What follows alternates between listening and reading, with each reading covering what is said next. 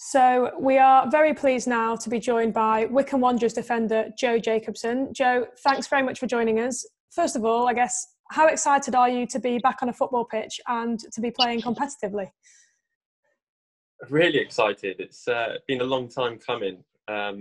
There's many footballers out there at the minute who still don't know a date for their next game or anything like that. And as soon as the lockdown kind of started, we were umming and ahhing about when we were going to be back, and no one kind of knew. And it's nice to kind of have a date set and to be so close to it now is, really exciting. We're just desperate to kind of get the games going now, and hopefully we don't let anyone down when we're doing it.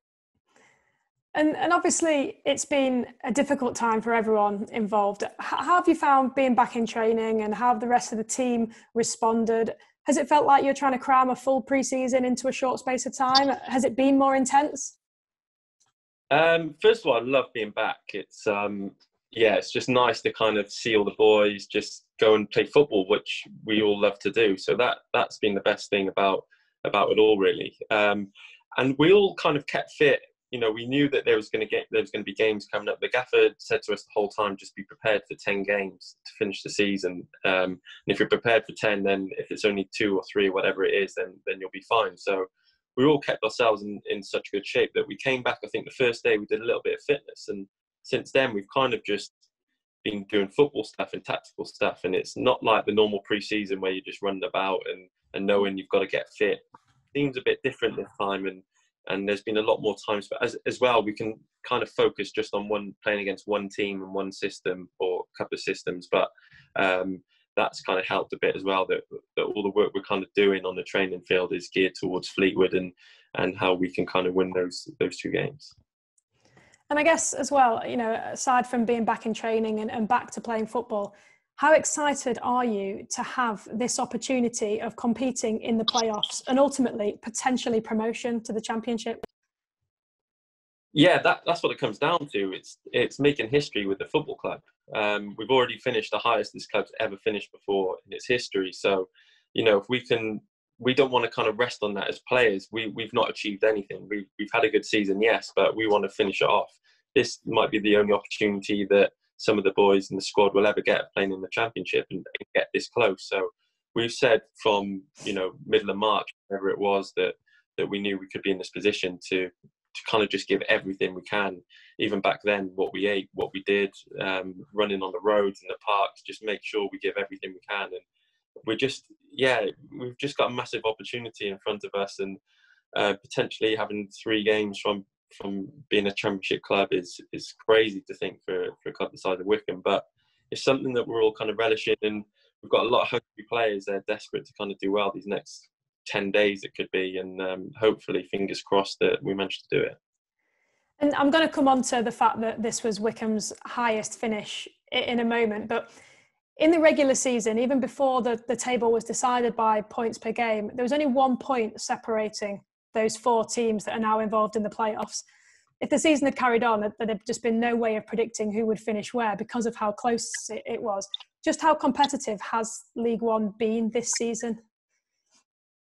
It's been crazy, really. Up until probably 3 or 4 games before the lockdown, Coventry were right in that mix as well. So there was anyone from 10 teams probably could have finished anywhere and jumbled up in those top 10 places. So it was crazy. And to kind of end it the way it wasn't ideal for anyone, unless you're Coventry and Rotherham, that is, that they got promotion. But, you know, we've said straight away, the manager, that the fairest way is on the pitch, and we wanted to kind of finish off because we thought we'd have a great shot at automatic promotion. We'd started to hit a bit of form. We had a good run in. So, and I can understand, you know, Peterborough, Sunderland, Ipswich, those teams who have missed out because of it as well. But I just think there wasn't any kind of way of doing it that was fair to everyone. So, you know, we found ourselves in that situation. Like I said, the 4 teams all season have been, again, anywhere from 1st to 10th between them. So there wasn't a lot to kind of separate them during the season, and it's just how well, you know, players have coped during the break and this little mini pre-season that we've got, because we haven't got any kind of games to kind of go off of where we're going to be, and there's no form that's gone out the window and what's happened previously between the teams. So everyone's kind of got a clean slate, and whoever kind of hits it the hardest will probably go through. And you did mention it a moment ago, but obviously Wycombe's third place finish in League One is the club's highest ever finish in English football. And this will also be the first time that the club is competing in the third tier playoffs. It's just been an incredible season, hasn't it? And as such a key player for the club yourself, you must be really proud to have been a part of that. It's always nice making history with a club, or potentially making history as well. And I've been saying that at the start of pre-season, we turned up, we had 9 players, and thinking it was going to be a really tough season. So when the new owners come in, the Kuwigs came from America and started signing players, we kind of thought, it might be all right. But there was never any pressure from the gaffer to kind of say we want a promotion or we want playoffs or anything like that. He just said, get to the 55-point target of survival, and we go from there. And it's been that case the whole way through. Even now, there's no pressure on us to kind of do anything. It's just, performance, play well, and hopefully give it everything you've got and see what that takes us. You mentioned there you were focusing on kind of just, survival in the league and the sort of 50-point mark.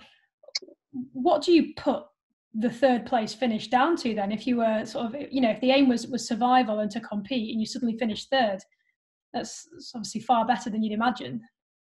Yeah, it's a strange one. I think you start the season and you're not sure where you're going to be. And after a couple of games, we were unbeaten. And we started looking around thinking, we've got some good players here that, we're not afraid of anyone. We started the season well. We beat a couple of teams that we thought were going to be tough games. And then you start kind of rolling with it, and momentum kicks in. And probably after 10 games, that's kind of where you're going to be around for the rest of the season. And we found ourselves, competing right at the top. And I think it was September time we went to top of the league, and we started looking around going, hang on a minute, we're kind of here because we deserve to be here. And we've just kind of stayed there. We had a great run up until Christmas where we hit a little bit of a blip, but we managed to kind of come back from that and hit a little bit of form again. And we were just ready for kind of big 10 games at the end of the season. The gaffer gave us a little week off just before that, actually, and let the boys go away and have a rest and recover. And, ready for the last 10 games. Unfortunately, it didn't happen. But yeah, it's just one of those things where, teams may be thinking, oh, we're playing Wycombe at the top of the league, it's going to be a tough game, rather than Wycombe at the bottom of the league. So just little things like that kind of go your way, really. And for you personally, certainly from a goal scoring perspective, I think you've scored 10 goals this season. Is that right? And that's your highest tally yet. Is it fair to say that this has been one of your best seasons? And if so, what's that been down to? Yeah, for me, regardless of the goals, I think it's been my best season performance-wise. I don't know. The gaffer helps me a lot with my game. He kind of simplifies everything for me. He doesn't make it too complicated, and he gets the best out of me. And I know it's a bit of a cliche to say that, but he makes it so easy for you to go out on the pitch, and as he gives you a few simple instructions. As long as you do that, he's happy and you stay in the team. And it's kind of just gone with it. And I know that we're winning games, and that breeds confidence and things like that. And it's been nice that I'm involved with the attacking, with goals and assists and things like that. So you kind of stay involved in the game and always think that you've got an opportunity to help out. And yeah, this season it's just kind of clicked. And I've probably enjoyed it more than any season as well. So I've probably got the gaffer to thank for that. And I'm going to come on to the manager in a moment, actually. But you've obviously been at the club since, I think, 2014. And, they were playing football in League Two at the time that you signed for them. You won promotion in the 2017-18 season. And obviously last season was the club's first season back in League One. This season, you're suddenly in the playoffs. I know you won't want to get ahead of yourselves, but you're playing for a place in the Championship, which is one of, the most watched leagues in the world. The journey that Wycombe has been on as a football club is incredible, isn't it? Yeah, like you said, I signed. When I signed, they just survived relegation out of the Football League on the last day of the season. And if that had, gone wrong, then I wouldn't have signed for Wycombe, and the club might not have even been there from what I've heard financially. It was in the right state. So the journey it's been on has been incredible. And the setup's really good there at Wycombe. It's got a very good training ground, and they really look after you. They might not have the biggest budget for players and to sign the best players available. But they create a culture there where, you know, players love to be there at the training ground. They come in early, they stay late.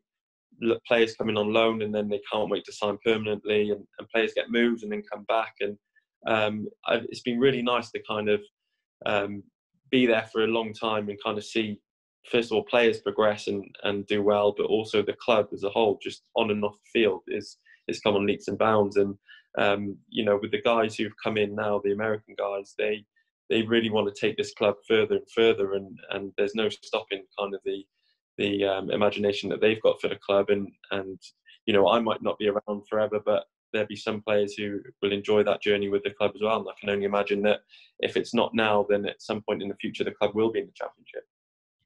And you've made just short of 260 appearances for Wycombe as well. And as a club, it has a few players who have been there for a length of time. It's quite rare these days for players to be at clubs for that length of time. And is that testament to the type of club that Wycombe is and the culture that it creates there? Yeah, 100%.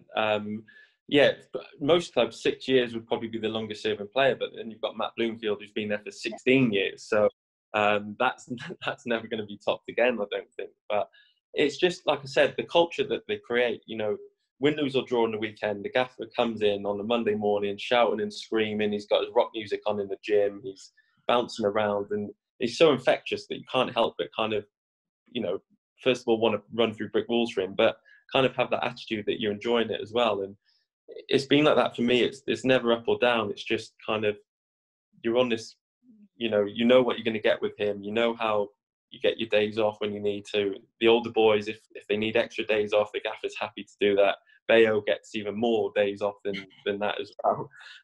But that works for us, and that's how the gaffer gets the best out of the players. So for me, it's the ideal place if you're a young lad and you're learning. The amount of players we've had in who have kind of come on loan and gone and kicked on and had great careers, and for a lot of the older players as well who've come on and extended their career by years by being looked after in the right way and having a manager who knows how to get the best out of them. So it was a great decision for me, I feel, for my career, and it's probably prolonged it. Hopefully I've still got quite a few years left, and that's, you know, down to how they treat me. And what about Gareth Ainsworth then? Because he's obviously been there as a manager since 2012. He's the longest serving manager in the EFL. He played for the club. He now manages the club. You know, I'm yet to meet anyone who has a bad word to say about him. What's your relationship like with him, and how does he help you on the playing field? I think the relationship's great.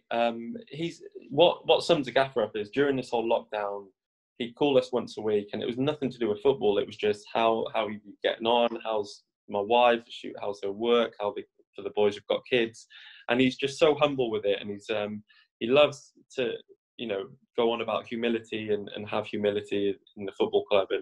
And there's loads of little things that we kind of do. We do these development days to kind of make us better people rather than just go and train on the pitch every day. And it all comes down to him kind of wanting to create these good people at the football club. And yeah, he's just been great with me personally. He's helped me, like I said. He's kept giving me contract. He's played me. He's probably added years to my career. He's simplified my game, and he's got me playing the best football I've probably ever played. So for me, yeah, I can't have a bad word to say. And it was no surprise when there was a few clubs early on in the season who kind of wanted to take him away. And you know, I don't think he felt like he could create the same culture that he has here. So I'm sure one day he'll move on and to bigger and better things. But up until then, you know, we've got to kind of use him how we can. And you know, he might be a Championship manager sooner rather than later. So hopefully that's kind of with us. And I just want to go back to 2015, which was Wycombe's most recent playoff final campaign. Obviously, you won the semi-finals against Plymouth Argyle, made it through to the final where you played Southend, and ultimately lost on penalties. What do you remember about that experience? Because you almost went from absolute elation, thinking that you'd won promotion, to then losing on penalties, didn't you? Yeah, it was a really strange game. The game itself wasn't very entertaining. It's probably two teams that were very nervous, and nothing really happened. And extra time, we scored a goal that got taken off me. Actually got given as an own goal. from going from that moment, which would probably been on the pitch one of the best moments I've had in my career, in my life, to being 10 seconds away from scoring a winning goal at Wembley in a final. And it was horrible seeing that goal go in. It was probably a worse feeling seeing that goal go in than actually seeing our last penalty get saved. And because it kind of felt like that goal had everything that we'd worked for got taken away from us, whereas the penalties was kind of I think everyone was a bit more relaxed during the penalties. It was a bit strange atmosphere. And the penalties went on. I think there was 8 or 9 players took them, and it went on. And unfortunately, it wasn't our day. And it was really strange because you kind of go back, with your families after the game, and that's it. You just get a phone call saying, we'll see you at pre-season in 6 weeks' time or whatever it was. So it was a really strange feeling to kind of have. And for me personally, playoffs haven't been the best kind of times for me, but hopefully I'm due a good run in them. And I'm sure I don't need to tell you this, but Wycombe have lost in the last 3 playoff campaigns that they've been a part of. Obviously, 2015 is the most recent one, but is that something that's on your mind as players? Is it something that's even been discussed as a squad? I didn't know that you just said that. So, now it's in my head.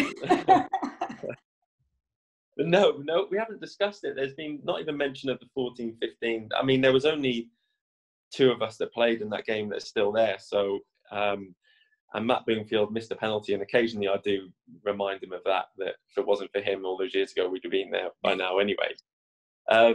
No, everyone's had their own successes in other clubs and promotions and playoff campaigns and things like that. So I don't think you can kind of take anything from that. This is new territory for us as players trying to get into the championship. So, like I said, we're just trying to give everything we can, and yeah, you're going to need a little bit of luck along the way, but we feel good, we feel prepared, and we're kind of ready for the next 2 games at least, and see where that takes us. Correct. And for those players, and there'll be a few of them that played in all those finals, that must have an effect. It must do, and for it to happen again, there must be something that's going on or not right, or for whatever reason. But hopefully, my playoff woes don't affect everyone else's. I was going to say, there are a number of members of the squad who have experienced playoff football. Some have been successful, some haven't, as you mentioned. But how important do you think it is having that experience heading into a game like this? Because you sort of know what you're expecting at least. Yeah, I think towards the end of the season, when you're pushing for promotion or trying to survive relegation, I think experience counts for a lot. And we've got a good core of older boys at the club who, have been there, done it, and we've all kind of had successes and things like that. So it'll be for us to kind of keep the lads grounded, and there's a group of us that the gaffer kind of asked to kind of run the changing room a little bit, and if the players need any help with anything, then they can come to us. So at the minute, I haven't seen anything from any of the boys that shows they're nervous or a bit anxious about the game. Everyone's just really excited. I think because we've had such a long wait for this game, everyone's desperate to kind of get on the pitch, and we're just really excited, and hopefully, like I said, it goes our way and we can have a successful campaign. So just a final couple of questions on the game itself then. Obviously, clubs in the Championship might be getting used to it by now, but games are obviously being played behind closed doors. We're in unprecedented times. It's a very, very different experience playing a game of such magnitude behind closed doors with no fans in the stadium, isn't it? Is that something that you've experienced before? No, I've never played, apart from the odd reserve game or things like that, where there's still a few people there. No, we haven't. It's going to be different for everyone. We've actually played a couple of games on Adams Park on our pitch, between us 11s, and just to try and get used to it. We played one last Friday night in the evening as well to try and replicate what it's going to be like. But I think it's the same for both teams. No one can kind of predict how it's going to be or how it's going to feel, and I think that's why you've seen so many mixed results in the Championship and the Premier League, because no one can kind of predict what's going to happen. Some teams really need their crowd behind them, and for us in Fleetwood, it's probably quite similar, where we don't play in front of huge attendances every week. If it was Portsmouth v Sunderland, then obviously it might be a little bit different for them, but that can work in both ways. It might be work for them as well if they're not getting as much abuse sometimes when it's going badly. So we just kind of have to adapt to it. It's going to be weird seeing these cardboard cutouts of people and the odd family member here and there in the crowd, but I think once the game starts and you're into it, the surroundings of the pitch you don't really notice too much, and I think you'll just have to kind of settle in very quickly. And then just looking ahead to Fleetwood then, as your opponents in the game, obviously I know we had the break, but technically before the break and going into the playoffs, they were on a 12-game unbeaten run in the league. In fact, I don't think they've been beaten at home since October. And they're another team who have had a very, very successful season with Joey Barton up to this point, aren't they? Yeah, they're a very good team, and they've been very strong at home, like you said. So it's going to be really difficult. They've got strong players at the back. They don't concede a lot of goals. They've got goals in the front boys. So, we've got to be very careful of how we approach the game. But since I've been there for 6 years, the gaffer's never once tried to kind of set up a team not to win, to draw, or to lose. He wants to go and win every game. So we'll be going there with a game plan to try and win. And obviously with a manager like Joe Barton, he's going to have them fired up for the game. And we've got to make sure that we can match that. We've got to be intense. We've got to work hard. And we've got to make sure that if our game plan kind of works, then we'll be successful. And we've got to believe in that. And it's going to be hopefully two exciting games to be involved in, and it's a difficult one for the neutrals to kind of judge who's going to go through. Two teams, like you said, who only finished a point apart. So it's like you said about the form, but I think the form goes out the window because it's been so long. The break's been so long. Players have come back from injury and things like that. So. It's just whoever attacks it the best and whoever's been preparing the best will probably go through.